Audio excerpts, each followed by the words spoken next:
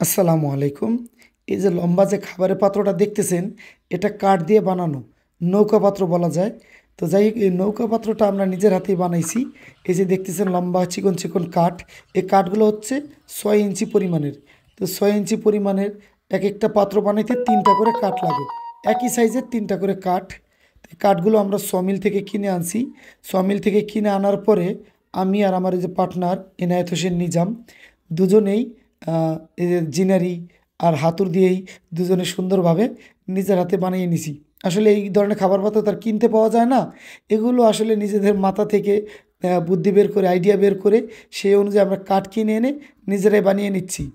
আসলে ব্যাপার হচ্ছে কি, যে ছোট যে খাবার পাত্রগুলো পাওয়া যায় আরএফএল প্লাস্টিকের গোলাকার, ওই খাবারের পাত্রের মধ্যে যদি আমরা ডিমের মুরগির খাবারটা দেই, তখন ওরা ওইখানে পর্যাপ্ত পরিমাণে জায়গা হয় না, ওরা মারামারি করে খাবার খাওয়ার সময়। ঠিক আছে। আর এই লম্বা পাত্রটা বানাইলে এখানে অনেক স্পেস পাওয়া যায়। এখানে ওরা খুব সুন্দরভাবে খাবারটা খাইতে পারে। এজন্য আমাদের এই লম্বা পাত্রটা বানানো। লম্বা পাত্রটার ভিতরে দেখা গেছে আমরা খাবার দিলে খাবারটা ওয়েস্টেজও কম হবে। কারণ দুই পাশে ওদের কাঠের বেড়াটা এরকম পরিমাণে থাকবে যে মুরগি যদি ঠোঁট দিয়ে খাবারটা একটু ছিটানোর চেষ্টা করে, খাবারটা ওইটার ভিতরেই থাকবে, বাইরে আসবে না। এতে করে খাবার অপচয়টাও কম হবে। ঠিক আছে।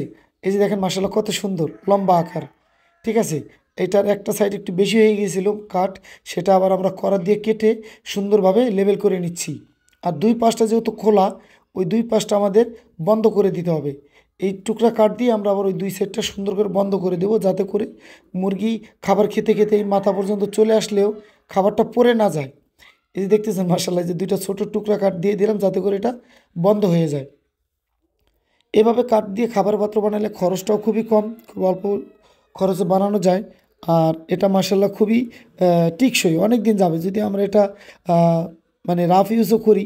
দীর্ঘদিন পরিষ্কার, একটু মাঝে মাঝে পরিষ্কার করে রাখলে মার্শাল্লাহ ভালো থাকবে। খামারে আপনার অনেক কাজই আছে যেটা আপনাকে বুদ্ধি খাটিয়ে করতে হবে এবং কি নিজে গায়ে খেটে করতে হবে, তাহলে অনেক জায়গা থেকে অনেক খরচ আপনি সেভ করতে পারবেন। ঠিক আছে। তো অনেক কিছু আছে আমরা নিজেদের আইডিয়া থেকে করি, আমরা নিজেরা পরিশ্রম করে করি, সেখান থেকে আমাদের খরচটা সেভ হয়। এই যে দেখেন মাসাল্লাহ কত সুন্দর হয়ে গেছে। আর এই কাঠের পাত্রটা বানাতে যদি আমি মিস্ত্রি নিতাম, তাহলে কিন্তু মিস্ত্রিকে আমার মজুরি দেওয়া লাগতো। আর এটা আমি নিজে নিজেই করছি, যার কারণে আমার ওই মজুরিটা দেওয়া লাগলো না। ঠিক আছে। এরকম অনেক বিষয় আছে, অনেক কাজ আছে যেটা নিজে নিজে করবেন, ইনশাল্লাহ আপনাদের খরচটা কম হবে। তো এটা কিন্তু মার্শাল্লাহ ভারী, একটু ভারীও আছে। এই যে আমি খামারে ঢোকার আগে জীবাণুনাশক আমার পায়ে স্প্রে করে নিলাম। এবং কি এই যে যে খাবারের পাত্র, এটা তো জীবাণুনাশক স্প্রে করে দেবো, কারণ কাঠটা আমার এই খামারের বাইরে পড়েছিল। তো এটার সাথে যে জীবাণু নাই এমন কোনো নিশ্চয়তা নাই, জীবাণু থাকতে পারে।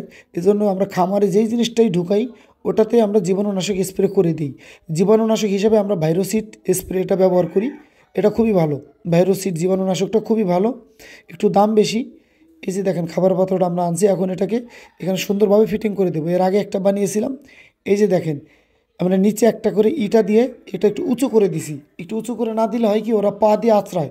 আর ওই যে ধানের তুষটা দেখতেছেন লিটার, এই লিটারটা ওই খাবারের পাত্রের ভিতরে গেলে খাবারগুলো নষ্ট হয়। এই জন্য আমরা একটু উঁচু করে দিয়েছি, এতে করে খাবার পাত্রটা নষ্ট হবে না। আর ওরাও পা দিয়ে আঁচড়ায় খাবারটা নষ্ট করতে পারবে না। তো ঠিক আছে, ভালো থাকবেন, আমাদের জন্য দোয়া করবেন। এরকম আরও নতুন নতুন আইডিয়া দিয়ে ভিডিও